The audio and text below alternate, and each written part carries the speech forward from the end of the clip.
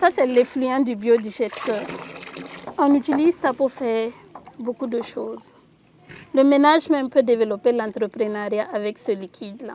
Parce que ça nous permet de fabriquer de l'aliment bétail, avicole, piscicole et même pour les porcs.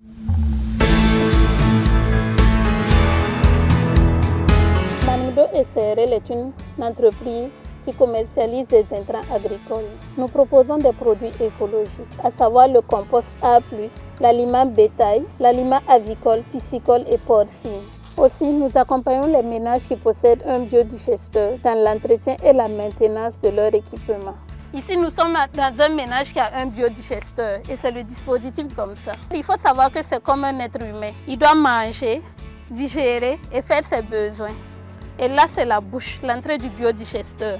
Chaque matin, il faut délayer de la bouse de vache pour une quantité de 40 litres dans l'entrée du biodigesteur.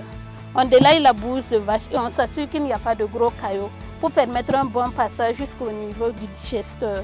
En bas, il y a le digesteur et vers le haut, c'est construit de façon ovale, qu'on appelle ça le dôme.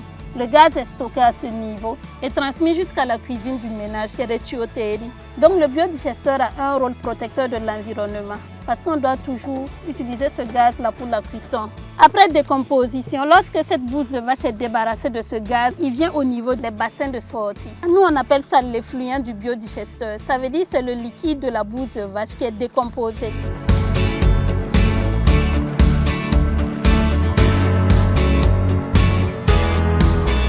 Ils étaient vraiment réticents parce qu'ils se disaient que ça allait être source de maladies et autres.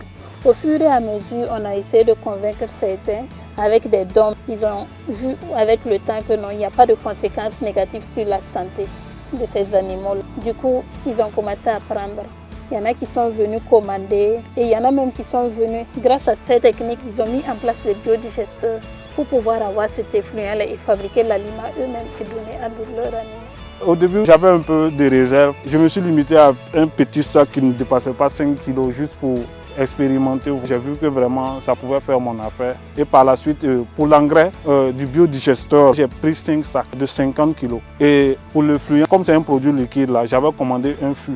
Puisque ça, on peut sécher ça à l'ombre, ça devient sec. Après, maintenant, on peut mélanger ou on peut donner directement. Moi, j'ai entendu parler du biodigesteur lors d'un camp, agro-bootcamp au Bénin. Mais je ne savais pas vraiment ce que c'était et je ne savais pas que c'était possible au Burkina. Et là maintenant, un jour, j'ai vu un appel d'offres qui parlait du biodigesteur et aussi qu'on voudrait recruter 3 personnes qui aimeraient se lancer dans la commercialisation du compost. Vu que je faisais l'activité en prestation de service, je me suis dit pourquoi pas. Heureusement, j'ai été retenue. Ils nous ont formés sur le dispositif. On était avec une équipe de maçons. On a regardé comment tout se passe de A à Z. Comment faire pour éviter les pannes.